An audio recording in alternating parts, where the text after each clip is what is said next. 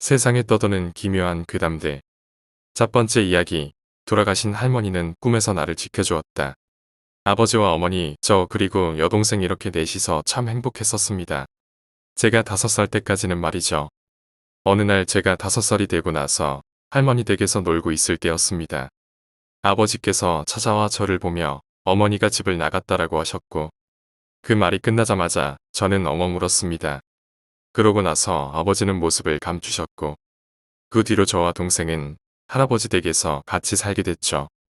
할머니께서는 저와 동생을 정말 잘 키워주셨습니다. 고모들이 할머님께 주신 용돈으로 항상 저와 동생은 잘 커갔고요. 저희 할머님은 점점 더 야이셨죠. 이런 걸 모르고 저는 항상 할머니에게 먹을 것과 신발 등을 사달라고 졸라댔었어요. 그에 반해 할아버지는 워낙 옛날 분이셔서 성격이 고집이 무지 세고 자신의 의견 말고는 모두 다 틀리다는 사고방식을 갖고 계셨지요. 그러다 보니 할머니 할아버지는 저희들 때문에 항상 싸우셨어요. 두 분이서 싸우고 난 뒤 할머니께서는 항상 저희에게 그러셨죠. 아 정말 못 살겠다. 저 양반 때문에. 할머니는 너네 둘 보고 사는 거야. 몰래 숨겨둔 약도 있는데 너네 때문에 못 먹어 지금 내가. 두고 봐 언젠가 한번 후회할 날이 있을 거야. 그 당시 저는 너무 어렸기 때문에 흘려들었어요. 그러고 나서 제가 중학교 3학년 때 일이 생겼습니다. 할아버지와 할머니가 싸우시고 할머니께서 약을 드신 거죠. 아실지는 모르겠지만 제초제라고 풀을 죽이는 약이 있습니다. 그걸 바카스와 섞어서 고이 숨겨두고 계셨던 거죠. 할머니는 파란색 구토를 하시고 쓰러지셨습니다. 그리곤 의정부에 있는 성모병원으로 가셨죠. 물론 저도 따라갔습니다. 가서 의사 선생님의 말씀을 듣는데 정말 충격적이었어요. 의사 선생님의 말씀이 제초제를 드셨다면 내일은 멀쩡히 일어나실 겁니다. 그렇지만 내일 밤은 못 넘기실 거예요. 기적이 일어나지 않는 한. 제초제라는 약이 원래 그렇다네요. 정말 슬펐습니다. 너무 억울해서 눈물도 안 나오더군요. 그리고 다음날 아침 할머니를 뵈러 병실에 들어가자 정말 거짓말처럼 할머니는 멀쩡히 앉아 계셨어요. 고모가 저를 부르면서 할머니한테 하고 싶은 말을 하라고 했죠. 제가 할머니에게 다가가자 할머니는 저를 보며 힘없는 목소리로 이렇게 말하셨어요. 동생하고 싸우지 말고 잘 지내. 저는 내 이 말 한마디를 끝으로 할머님께 아무 말도 하지 못했어요. 정말 지금 생각해도 후회가 돼요. 왜 그때 키워주셔서 감사하단 말도 못했는지 사랑한단 말도 못해드렸는지 제 자신이 너무 쓰레기 같고 한심스러웠습니다. 그리고 그날 밤 예정대로 할머니는 돌아가셨습니다. 할머님의 장례를 다 치르고 난 다음날 집에 온 저는 제가 너무 한심하고 바보 같아서 살기 싫어졌죠. 할머니가 없다는 것 자체가 저에겐 삶을 포기할 이유였어요. 그리고 그날 밤 전 집에서 목을 메었어요. 숨이 막혔고 고통에 몸부림치다가 정신을 잃었습니다. 그리곤 꿈을 꿨어요. 제가 저희 동네 택시 정류장을 동생과 손을 잡고 걷고 있는데 옆에 저희 할머니가 지나치시는 거예요. 저는 본능적으로 할머니 바지를 붙잡고 그 자리에서 무릎 꿇으며 울었어요. 어디 계셨었냐고. 집에 가자고 그러자 할머니께서 저에게 너희 할아버지가 날 너무 힘들게 해서 죽은 척하고 골탕 먹이는 거야 지금. 이러시는 거예요. 저는 막 울면서 집에 가자고 사정했죠. 그리곤 집 앞까지 할머니와 같이 왔답니다. 집 앞에 도착하자 할머니는 목이 마르시다며 물을 찾으셨고 저는 빛의 속도로 집에 가서 물 한 잔을 떠왔어요. 그런데 할머니는 대략 200m 정도 떨어진 거리에서 걷고 계시더라고요. 참고로 저희 할머님은 장애인이세요. 교통사고 때문에 다리를 저십니다. 절대 뛰지 못하시고요. 그때 당시 중3 때 저의 50m 달리기 성적은 6.8초로 반에서 상당히 빠른 편이죠. 저희 집은 대문에서 집문까지 7에서 8m 정도 됩니다. 제가 물을 뜨고 오기까지 할머니가 그 거리를 걷고 계신다는 건 말도 안 되는 일이었죠. 아무튼 그러고 나서 정신을 차렸고 저는 방바닥에 줄이 풀려 쓰러진 채로 자고 있었습니다. 정말 너무나도 분하고 억울했습니다. 왜 이 세상은 나에게 가장 소중한 걸 다 가져가 놓고 내 맘대로 죽지도 못하게 하는지. 그 후로 며칠 뒤 우연치 않게 TV를 보는데 어떤 얘기가 나오더라고요. 죽은 사람을 꿈에서 만나 따라가면 죽는다는. 그 말이 나오는 순간 저는 하염없이 울었습니다. 아 그래서 할머니는 제 꿈에서도 저를 지켜주신 거예요. 두 번째 이야기. 이틀만 사는 남자. 나는 다른 사람과는 조금 다른 능력을 지녔다. 어떻게 보면 사소한 능력이다. 하늘을 날 수 있는 것도 아니고 투명 인간이 되는 것도 아니며 남의 생각을 읽거나 순간 이동을 할 수 있는 것도 아니다. 나의 능력은 오늘을 하루 더 반복하는 것이다. 그러니까 나에게 있어서는 내일도 오늘과 같다는 말이다. 그러나 모레는 오늘과 같지 않다. 그러나 나에게는 모레가 되는 날이 다른 사람들에게는 내일이 된다. 그리고 그 모레는 그 다음 날 또 한 번 반복된다. 그리고 그 다음 날은 나에게는 5일째가 되지만 다른 사람들에게는 모레가 된다. 그런 식으로 나는 매일매일을 두 번씩 살고 있다. 그러면 따지고 보면 나는 다른 사람들의 두 배의 삶을 살고 있는 것이다. 이것은 정신에만 해당되는 것으로 육체에는 영향을 미치지 못하는 모양이다. 나의 정신적인 나이는 30이지만 신체적, 사회적인 나이는 15살이다. 물론 중학교에 다니고 있다. 처음으로 다른 사람들과 내가 다르다는 것을 깨달은 것은 내가 8살인 그러니까 4살 때의 일이다. 처음에는 부모님들도 내가 단순히 빠르다고만 생각했다고 한다. 다른 아이들이 돌이 지나서야 옹알이를 하는 것에 비해 나는 6개월 만에 입을 열었고 구구단도 한글도 일찍 깨쳤다. 3살이 지나서는 책을 읽는 것을 보고 내가 보통 아이들과는 다르다고 생각했다고 한다. 그리고 의사소통을 할 수 있게 되면서 내가 종종 이상한 소리를 했다고 한다. 그러나 내가 특별하다는 것은 부모님보다 내가 먼저 알게 되었다. 나는 본능적으로 그 사실을 숨겼다. 때문에 부모님은 그저 내가 남들보다 좀 더 똑똑한 아이로만 생각하시고 계신다. 그건 지금도 마찬가지다. 그러나 나는 기는 것도 걷는 것도 그리 빠르지 않았다. 물론 연습량은 남들의 2배였지만 그것은 반복되는 이틀의 규칙 때문이었다. 반복되는 하루 중 첫 번째 하루는 모레. 그러니까 실제 이틀째에 영향을 주지 못한다. 물론 나의 기억은 유효하다. 때문에 나는 구구단이나 한글은 일찍 깨쳤지만 오늘 걷기 연습으로 단련된 근육량은 반복되는 다음날에는 영향을 미치지 못하고 오직 반복되는 두 번째 오늘의 운동만이 실제로 이틀이 되는 그 다음 날에 유효하게 작용하는 것이다. 이것은 다른 모든 물리적 현상에도 공통적으로 적용되었다. 예를 들어 오늘 내가 컵을 하나 깨뜨린다고 해도 반복되는 다음날 그 컵은 원래의 모양을 유지하고 있다. 하지만 반복되는 두 번째 날 깨뜨린 컵은 그 다음날, 그러니까 나에게는 모레가 되고 실제로는 이틀째 되는 날에도 깨어져 있는 것이다. 그렇지만 운동이라는 것은 단지 근육의 움직임에 의해서만 발달되는 것은 아니므로 어느 정도의 유효한 영향은 미치게 된다. 예를 들어 자전거를 타는 것은 남들보다 훨씬 빨랐다. 중심을 훨씬 더 빨리 잡았기 때문이다. 그러나 속도의 경우는 남들과 비슷하게 늘었다. 다리의 근육량이나 본능적인 운동신경의 발달은 남들과 다르지 않았기 때문이다. 또한 반복되는 첫 번째 날은 나의 정신에만 영향을 미치기 때문에 상처가 나도 다음 날이면 멀쩡했다. 아니, 나중에는 상처가 날 일이 거의 없었다. 초등학교 3학년 때 교통사고가 났지만 그 끔찍한 사건은 오직 내 뇌속에만 존재한다. 왜냐하면 그건 첫 번째 날에 일어났고 반복되는 다음 날.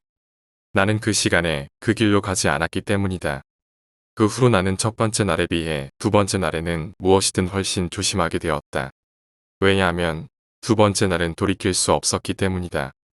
나의 목숨은 정확히 2개인 것이다. 그리고 반대로 말하면 첫 번째 날에는 무슨 짓을 하더라도 그건 무효가 되는 것이다. 나는 내 능력을 충분히 활용해서 원하는 것을 손쉽게 얻곤 했다. 시험 성적 같은 것은 가장 간단한 것에 속한다. 전날 외워두었던 답을 반복되는 두 번째 날 그대로 적기만 하면 된다. 그렇다고 올백을 노리진 않는다. 나는 늘 중상위권 정도의 성적만 가져간다. 수능 시험도 적당히 볼 생각이다. 대학도 서울대나 카이스트까지 갈 생각은 없다. 인서울의 적당한 곳에 갈 생각이다. 돈이 많이 필요하진 않았다. 돈이 없더라도 원하는 것을 얻는 방법은 얼마든지 있다. 하지만 몇 번인가 로또를 한 적은 있다. 그러나 이상하게 로또는 당첨된 적이 없다. 처음에는 이상했지만 생각해보면 별것 아니다. 그것은 주사위 던지기와 같은 것이다.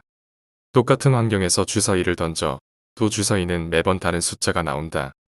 왜냐하면 우리는 똑같은 방법이라고 생각하지만 세상에는 무수히 많은 조건이 존재하고 그것을 모두 동일하게 충족시킬 수는 없기 때문이다. 손가락의 미묘한 움직임이나 힘의 미묘한 차이, 공기의 미세한 움직임과 공기 중의 미세한 먼지들의 위치. 그런 것들은 우리들이 통제할 수 없는 것이다. 물론 로또의 숫자는 내가 뽑는 것은 아니다. 하지만 나는 첫 번째 날과 두 번째 날을 정확하게 반복할 수가 없다. 물론 같은 시간에 일어날 같은 메뉴의 밥을 먹고 같은 내용의 수업을 듣고 같은 시간에 학교에서 같은 편의점에 들러 같은 숫자의 로또 번호를 종이에 마킹한다고 해도 디테일하게 들어가면 나는 전날과 똑같이 반복하지 않는다.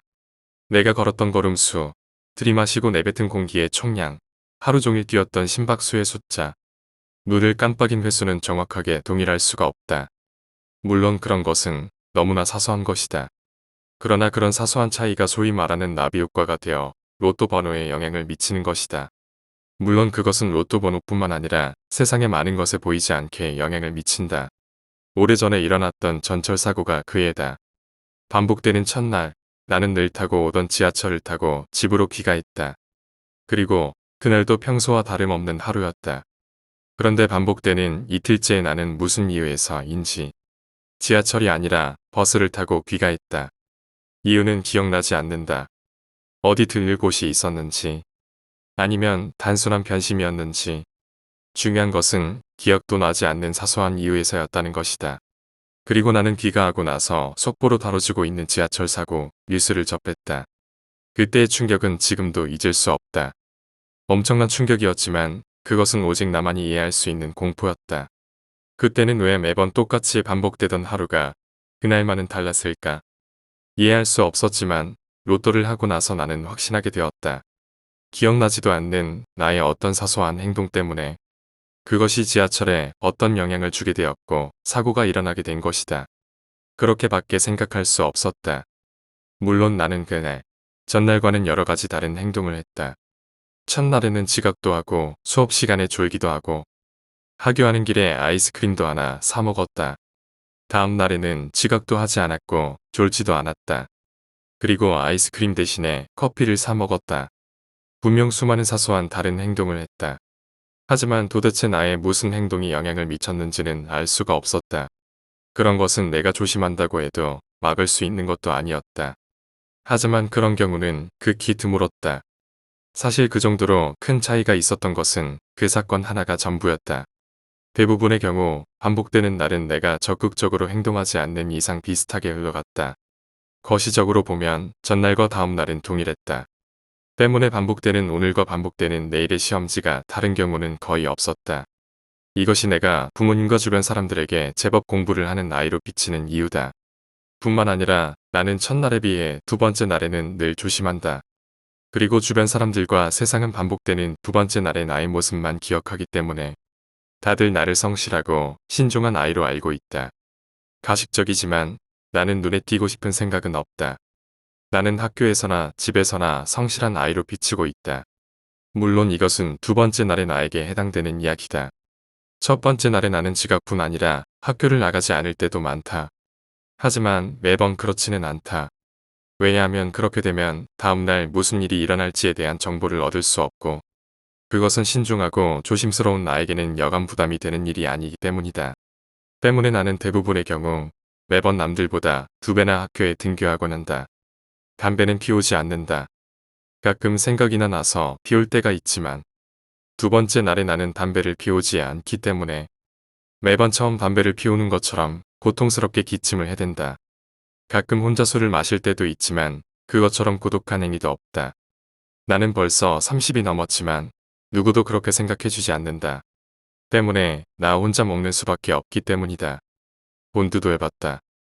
뭐 약간의 환각이 있긴 했지만 깨어나고 나서 그 끔찍한 두통 때문에 몇 번인가 해보고 관뒀다. 물론 중독 따윈 없었다. 좀 더 어렸을 때는 여러 가지 사소한 범죄도 저질렀다. 아니, 솔직히 말해 사소하지 않은 범죄도 저지른 적이 있다. 그러나 그 씁쓸한 뒷맛은 지금도 잊을 수 없다.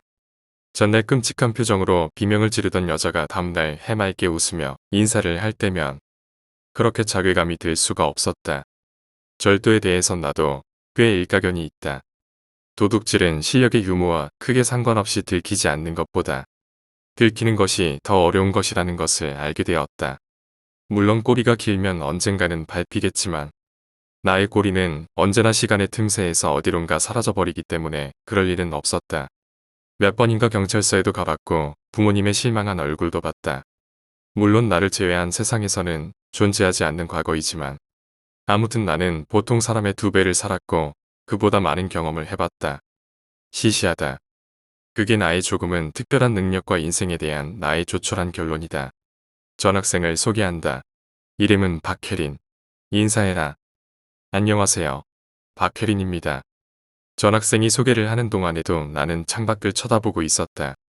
시시하다. 나는 그렇게 생각하고 있었다. 원한다면 세상을 내 손에 쥘 수도 있다. 하지만 그까지 세상이라는 것이 내 손바닥에 들어올 정도로 시시한 것이었다.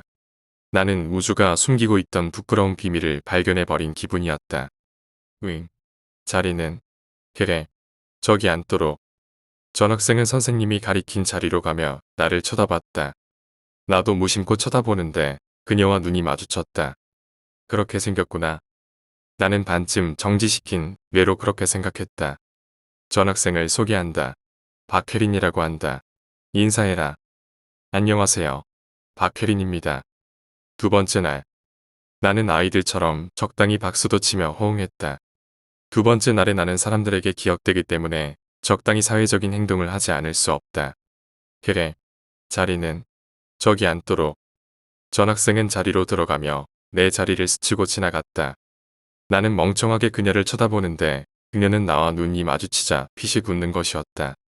나는 깜짝 놀라서 그녀의 뒷모습을 계속해서 바라봤다. 오이, 박현우. 혜린이 그만 쳐다보고 교과서 펴. 일동 웃는다. 나도 멍청하게 웃으며 책을 폈다. 힐끔 전학생을 쳐다봤다. 전학생은 수업 준비를 하고 있었지만 입가에 희미하게 미소를 띠고 있었다. 그리고 나는 본능적으로 그 웃음이 나를 향한 것이라고 생각했다. 다음 날에도 나는 그녀를 신중히 살폈다. 그녀에게는 전학 이틀째가 되지만 나는 그녀를 3번째 보는 것이다. 물론 그녀가 2번째로 전학 온 날, 1번째 날과 크게 다른 점은 없었다. 그리고 내가 설명했듯이 나비 효과로 인해 모든 사람들이 정확하게 같은 행동을 반복하지는 않는다. 그 정도 웃음, 아무 생각 없이 웃을 수도 있고 웃지 않을 수도 있는 것이다.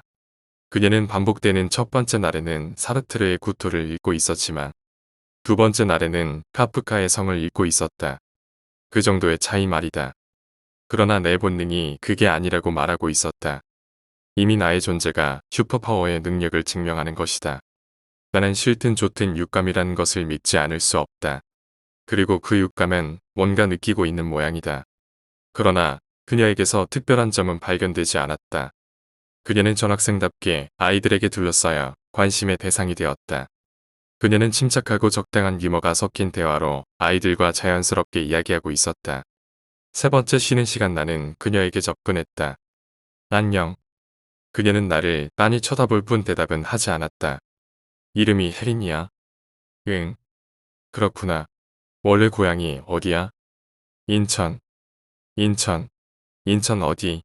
강화도 쪽에 사촌이 사는데. 그녀는 무표정하게 나를 쳐다봤다. 나는 그 시선에서 압도적인 어떤 힘을 느꼈다. 더 이상 대화를 진행할 수 없을 정도로. 때마침 종이 울리고 나는 가까스로 내 자리로 돌아올 수 있었다. 반복되는 다음 달, 나는 특별한 행동은 하지 않고 그녀를 살폈다. 그녀는 반복되는 첫날과 특별히 다른 행동은 보이지 않았다. 그런데 3번째 쉬는 시간이 끝나고 수업 종이 울리기 직전, 그녀는 정확히 고개를 돌려 나를 쳐다봤다. 그리고 나와 눈이 마주쳤다.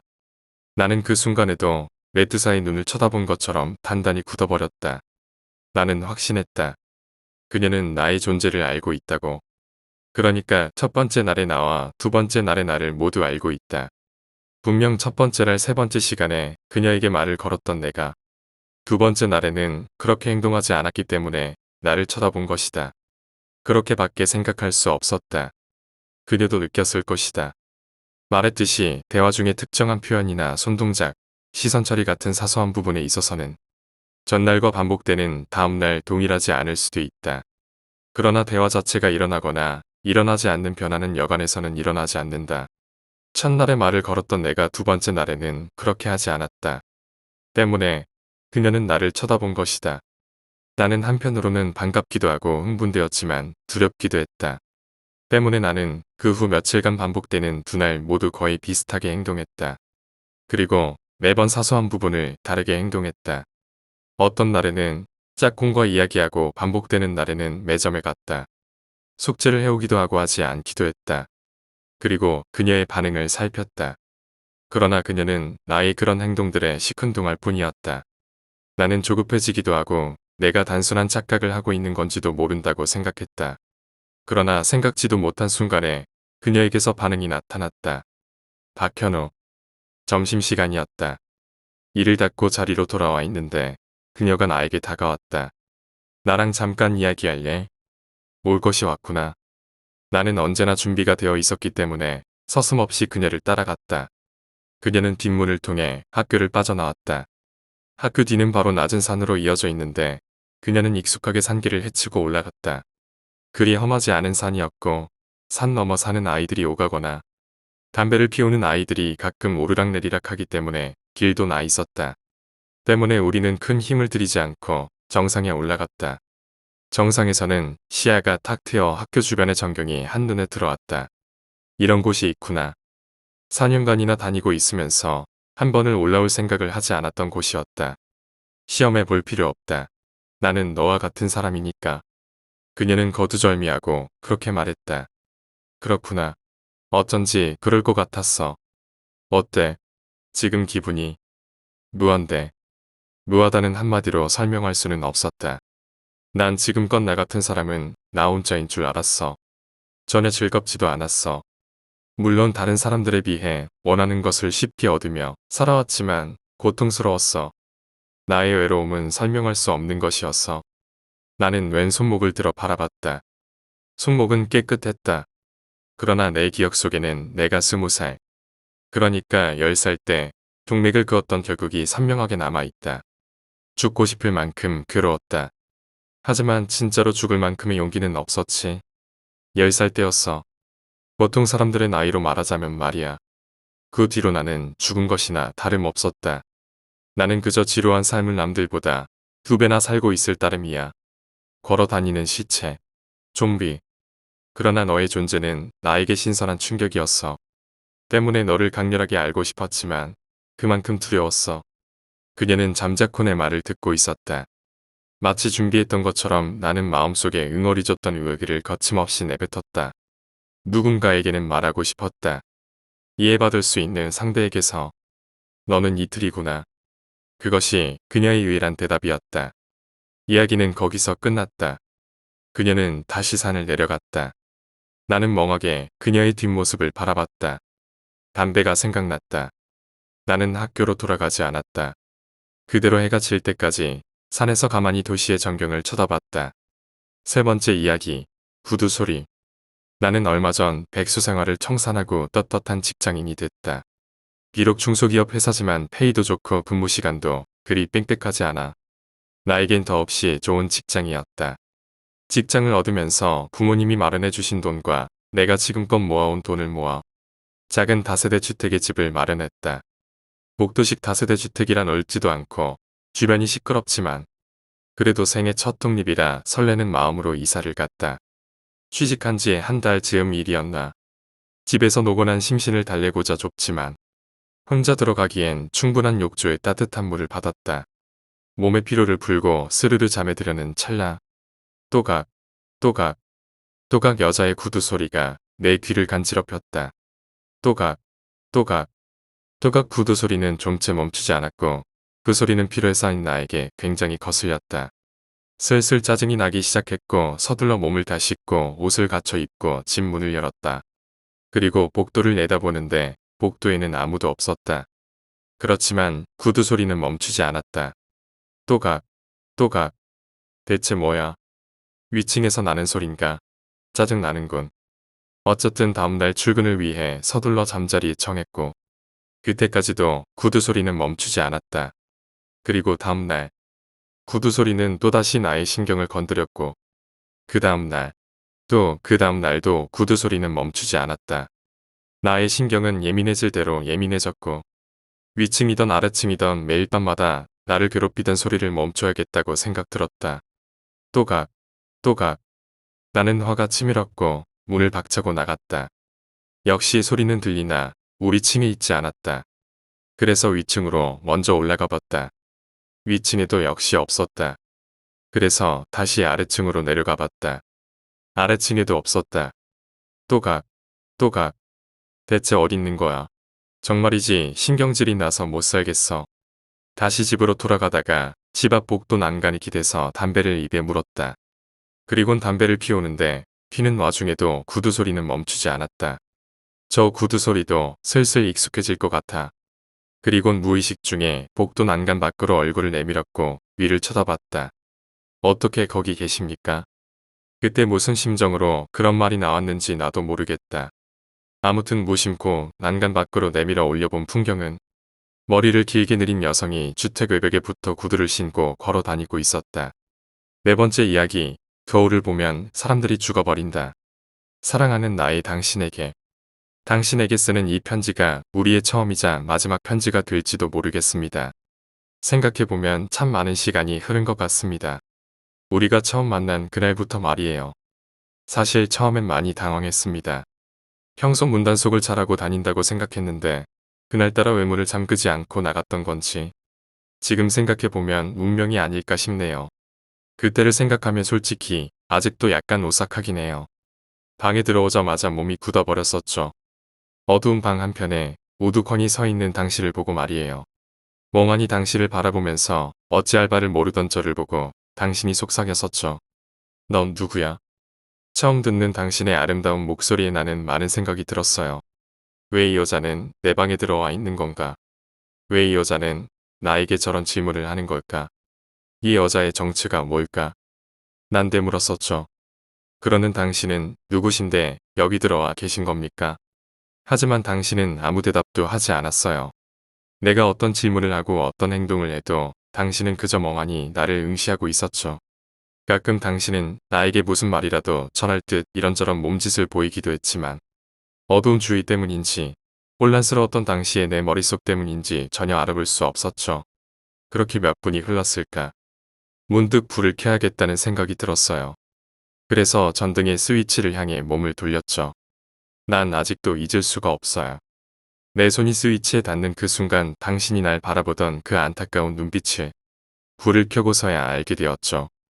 내가 불을 켜는 순간 당신은 한 줌 먼지처럼 사라져버렸으니까요. 처음엔 다행이라고 생각했어요. 낯선 이방인이 자신의 방에 떡하니 들어와서 나를 뚫어져라 쳐다보는 상황이 달가운 사람은 없을 테니까요. 하지만 아마 그때였던 것 같아요. 한없는 안도감 속에서 느껴지던 허전함을 인식한 게 그 후로 매일매일 당신은 저에게 찾아왔죠. 푸르스름한 달빛과 영롱하게 빛나던 별빛을 등진 채 항상 나를 말없이 바라보기만 했어요. 아무런 말도 없이 그저 바라보기만 했어요. 당신의 눈빛은 슬퍼 보였어요. 그리고 그 슬픈 눈빛 속에서 당신과 닮은 나를 발견하게 되었죠. 어두운 세상 속에서 한 줄기 달빛만을 위로 삼은 채 조그마한 상자에 갇혀 사는 당신과 한치 앞을 알 수 없는 미래 속에서 한 줄기 희망만을 위로 삼은 채 조그마한 원룸에 갇혀 사는 나. 당신도 그랬었죠. 그래서 매일 밤 나를 찾아왔던 거죠. 어두운 방 한편에 쭈그려서 세상을 원망하던 나를 구하려고. 조그마한 상자에 갇힌 당신을 구해달라고. 내 손을 잡으려고. 그 사실을 깨달은 순간부터 어쩌면 그때부터 당신을 사랑하게 된 것 같아요. 당신을 보면 내 모습이 보이고 내 마음을 깨닫는 순간 당신의 마음이 보이는 유대감. 내 생에 처음 느껴보는 그 유대감이란 게 그렇게 따뜻한 것인 줄 몰랐어요. 그저 외모만으로 내 겉모습만으로 날 흉보고 날 짓밟고 싶어하고 날 경멸하던 사회라는 세상 속에서 날 이 조그마한 원룸에 가둬버린 사람들에게는 느낄 수 없던 유대감. 처음 느껴보는 눈빛. 나와 같은 눈빛을 한 누군가가 나와 같은 생각으로 날 보살펴준다는 느낌. 마약이란 게 이런 느낌인 걸까요? 해서는 안 된다는 것을 알면서도 끊을 수 없는, 당신을 사랑하면 안 된다는 것을, 당신을 사랑할 수 없다는 것을 알면서도 나는 매일 밤 내 방에 모든 불을 끄고 멍하니 시린 달빛만을 바라보며 당신을 기다렸어요. 언제나 찾아와 주는 당신을 바라보면서 말없이 나를 바라보는 당신을 바라보면서 만질 수 없는 당신에게 손을 뻗으면서 난 당신을 기다렸어요. 그러던 어느 날 당신이 다시 한번 나에게 말을 걸어주었죠. 넌 누구야? 참 웃겼어요. 분명 처음 당신이 나에게 건넨 말과 같은데 토시 하나, 억양 하나 다르지 않은데 기뻤거든요. 당신도 날 알고 싶어 하는구나. 당신도 날 바라보고 있었구나. 당신도 날 사랑하고 있었구나. 난 입을 열었어요. 말해주고 싶었으니까요. 대답해주고 싶었으니까요. 그리고 물어볼 생각이었어요. 당신은 누구신가요? 라고. 하지만 묻지 못했었죠. 왜냐고요? 부끄러웠기 때문이냐고요? 아니에요. 당신의 그 물음에 그저 간단한 질문. 세상 모든 사람들에게 한 번쯤은 들어볼 법한 그 질문. 그 질문에 답을 할 수가 없었거든요. 내가 누군지 말하면 당신이 지금과 같은 눈빛으로 날 봐주지 않을 것 같은 불안감. 날 알고 난 모든 사람들이 나에게 보내던 경멸의 눈빛처럼 지금 당신의 그 눈빛 역시 변해버릴 것 같은 확신. 세상을 향해 찍소리도 내뱉지 못한 채 항상 당하기만 했던 나약한 나 자신에게는 없었던 자신감. 슬펐어요. 아팠어요. 괴로웠어요. 지금까지 잊고 있었던 당신의 그 따스한 눈빛 때문에 잊고 있었던 나라는 사람의 나약함이 다시금 내 마음 한구석에서 스멀스멀 피어오르기 시작했거든요. 넌 누구야? 당신의 이 질문은 나에게 있어선 판도라의 상자와 다름없었어요. 상자를 열지 않기엔 에피메테우스의 호기심처럼 프로메테우스의 불안감처럼 당신을 향한 나의 마음이 너무나도 컸었고 상자를 열기엔 그 안에 도사리고 있을 모든 역겨운 감정들과 터질 것 같은 두려움이 너무 컸었고 상자를 열어도 당신은 여전히 지금의 눈빛으로 날 바라봐 줄 거라는 희망만을 가지고 살기가 두려웠거든요. 그 후로 저는 바깥은 나가지도 않고 세상과의 모든 소통을 철저히 닫은 채 거울 속에 나에게 되뇌었어요. 넌 누구야? 넌 누구야? 그렇게 되뇌었어요. 나란 사람의 존재를 잊어버릴 때까지. 그렇게 나에 대해 점점 잊어가고 당신을 향한 나의 마음은 커져가고 내 몸속에 흐르는 피 한 방울까지 내 머릿속에 맴도는 생각 하나까지 나를 움직이는 신경 하나까지 당신으로 채워가고 결국엔 내가 당신인지 당신이 나인지 내가 사는 세상이 당신이 사는 세상처럼 네모난 곳인지 당신이 사는 세상이 내가 사는 세상처럼 역겨운 아집으로 가득 차 있는 곳인지 구별조차 되지 않을 그 무렵에 당신은 또다시 나에게 물었죠. 넌 누구야? 그제야 난 대답할 수 있었어요. 난 당신이야. 그래요. 난 당신이고 당신은 나고 당신이 살고 있는 네모반 듯한 그곳은 내가 살고 있는 세상의 조그마한 틀일 뿐이었고 내가 살고 있는 복잡하고 역겨운 이곳은 당신이 살고 있는 세상에 비친 이데아에 불과할 뿐이었고 우리가 살고 있던 세상은 결국 하나의 통로로 이어져 있을 뿐이었고 그렇기에 당신이 날 찾아온 거였죠. 날 구해줘. 알 수 있었어요. 날 여기서 꺼내줘. 들을 수 있었어요. 날 이 네모난 세상에서 꺼내줘. 드디어 당신의 외침을 난 느낄 수 있었어요. 난 결심했어요. 당신을 구해내겠다고. 그저 네모난 세상 속에 갇혀서 매일매일 똑같은 무언가를 투영할 수밖에 없는 답답한 그 상황에서 구해주겠다고. 그리고 지금 그 순간이 다가왔어요. 솔직히 조금 두려워요. 하지만 겁내지는 않아요. 당신이 그 답답한 곳에서 나를 향해 보였던 그 눈빛들이 나를 향해 보내줬던 그 모든 마음들이 얼마나 간절했는지 아니까. 내가 세상 사람들에게 보냈던 그 눈빛들이 그 사람들에게 피를 토하며 울부짖었던 내 모든 마음들이 그만큼 간절했으니까. 이제 내가 열어줄게요. 당신이 나를 바라봐준 만큼 내가 당신을 바라봐 줄게요. 다만 한 가지만 약속해요. 지금까지 당신이 나를 향해 가졌던 그 마음이 설사 변하게 된다고 하더라도 내가 당신을 위해 쏟은 노력과 내 마음을 잊지 않고 기억해 주겠다고 말이에요. 당신의 눈빛 속에서 그저 당신을 비추는 무언가가 될 뿐이라도 좋아요. 당신의 모습을 비출 수만 있다면 난 그걸로 족하니까. 그럼 앞으로는 행복하게 살아요.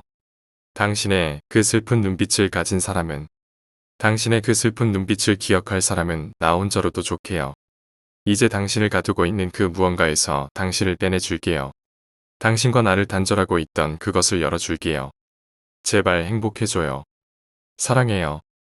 2010년 7월 21일. 당신을 사랑했던 외톨이가. 뭐야 이거? 아무래도 유서인 것 같은데 이해할 수 없는 부분이 한두 군데가 아니에요.